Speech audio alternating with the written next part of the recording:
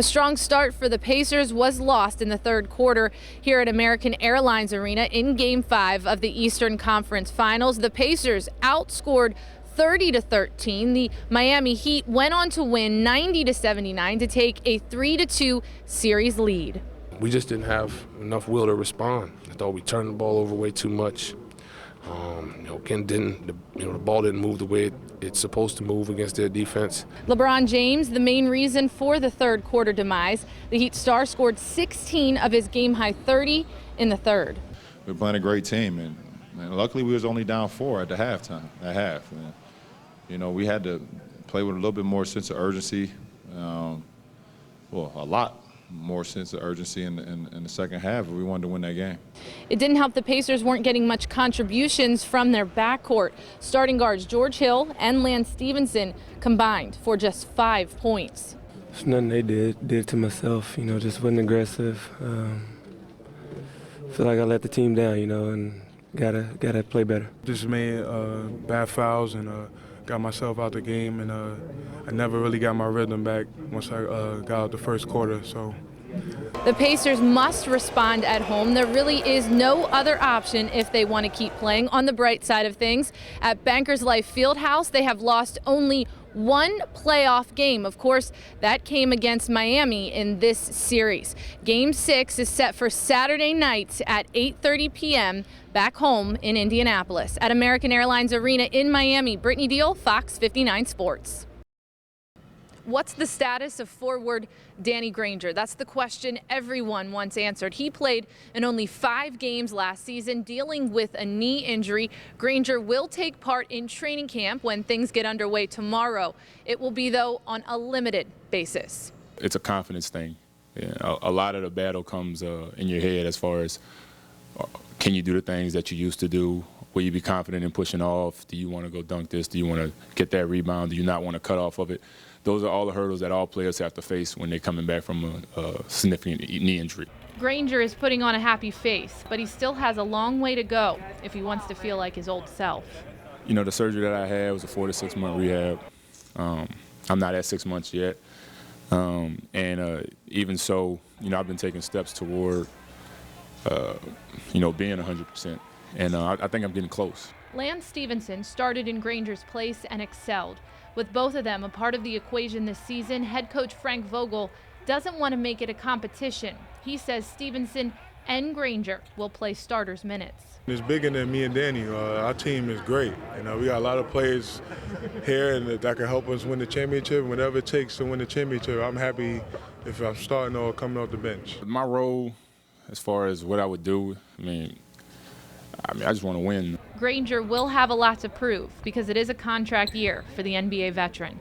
With the Pacers, Brittany Deal, Fox 59 Sports. And our Brittany Deal joins us now live from the Fieldhouse with more. Hello there, Chris. When Lance Stevenson left the game in the first quarter with a hip injury, it was up to the Pacers bench to rise to the occasion. They did that and some, scoring 38 points in the game, led by Gerald Green's 15. Coach been saying all year, man, if a player ever goes down, have the next man up mentality. I knew Lance went down. I didn't know how long. I knew he was going to come back. So I just tried to just keep doing the same thing I was doing if I was getting my normal minutes. So no difference. Just tried to just knock down open shots. Went out there and did our thing. We tried to be physical on defense and set the tone that way, and it just flowed and carried over onto the offensive side. Our bench has been great. They've been a focal point of the game, really coming in, not dropping the score, but either improving or keeping it the same. And anytime your bench can do that, it's going to be a great playoff. Stevenson would return to the game in the second half, but did not play much longer. Now the series shifts to Atlanta with the Pacers having a 2-0 lead. They head down to play the Hawks at their house, a place where they haven't won in 11 tries. So we'll see what happens. Game 3 is set for Saturday night. Live at Bankers Life Fieldhouse, Brittany Deal, Fox 59 Sports. Oh, there's no place like home for the holidays. Brad Stevens returning to Indianapolis just in the nick of time. The Celtics head coach got a warm welcome, even though he was the enemy on Sunday. There's a lot of things that are really exciting about it for me, and And at the same time, I have a job to do, which is unfortunate. I would have liked to have come back and just relaxed. His first season as an NBA head coach has been a learning experience, especially since it's a rebuilding year for the Celtics. This is obviously a challenge because, and I knew it would be, because we're in a position where we're really in a process of growth. But I've also been in situations at Butler like that in certain years, and the thing that I enjoy seeing are the small steps. Stevens still manages to stay in touch with his former team, and he's watched nearly every Butler game he can find on TV. My texts are usually great job, really, really proud watching, study, stay on track to do what you came to do. Brad Stevens grew up a Pacers fan, and he believes this year's squad is the best he's seen in his lifetime. Stevens speaks from experience after today's 106-79 win by the Pacers. The blue and gold have beaten Boston twice this season. My teammates helped me out. We played smart, and we played together, and it was easy because I know my teammates can knock down shots.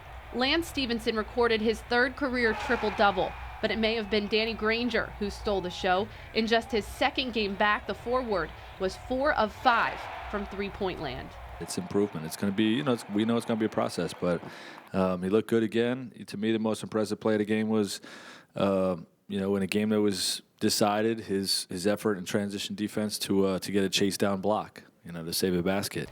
It's a quick turnaround for the Pacers. The blue and gold have a game in Brooklyn tomorrow night at Bankers Life Fieldhouse. Brittany Deal, Fox 59 Sports.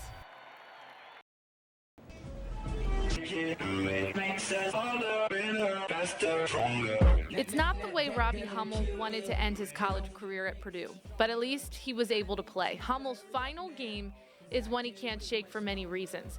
Maybe it was that Purdue led number 6 Kansas for 39 minutes in the third round of the NCAA tournament.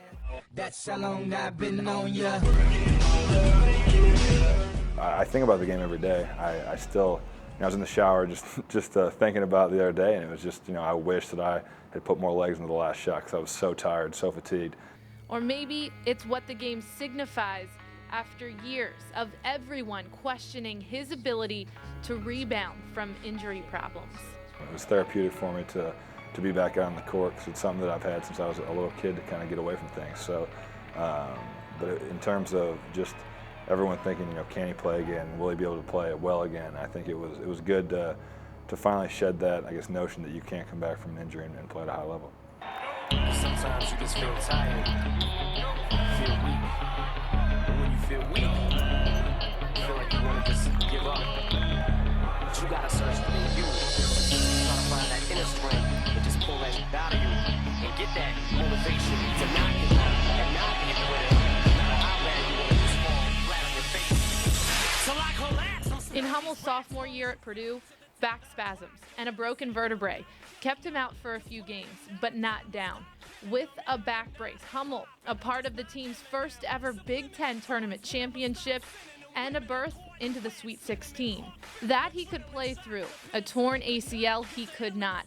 Hummel's junior season cut short, and before the 2010 to 2011 campaign could even get underway, another ACL tear and a second surgery.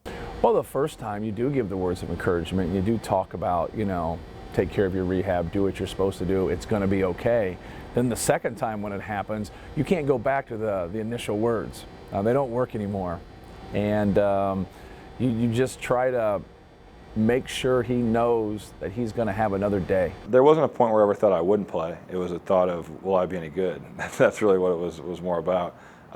Just from the tendonitis that was in my left knee and the soreness. And I remember going out on the court and sometimes feeling like, I have some explosiveness back.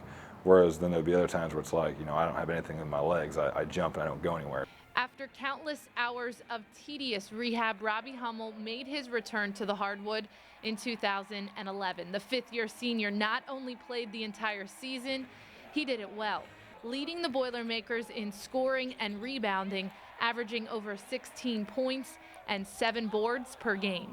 Just so much substance with him.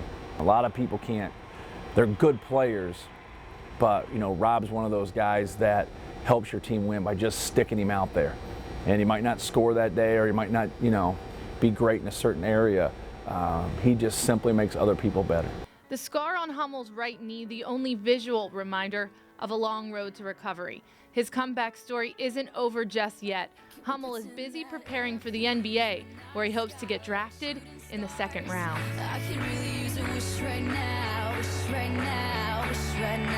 Talent-wise, I think just from the course of the 5 years I was at Purdue, I was able to show that I think that I can play in the NBA. It's really more of a thing with my knee. I think I have to prove that my knee can stay healthy and is stable, and I think the harder that I work here, the better off I'll be. So I'm very confident going into these workouts. I could use a dream or a genie or a wish to go back to a place much simpler than this. Cause after all the partying and smashing and crashing, and all the glitz and the glam and the fashion, and all the pandemonium and all the madness, there comes a time where you fade to the blackness.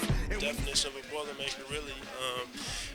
He fought through adversity, time and time and again. So just to see him, fight, as hard as he did, I definitely commend him on that, because that'd be tough for anybody to do. You don't try to get the next guy to be Rob Hummel. And when you're dealing with greatness and guys that are special, you don't replace that guy. There's not a replica of Rob Hummel. If you look around college basketball, there's only one guy like that in terms of what he brings. Right now, right now, right now.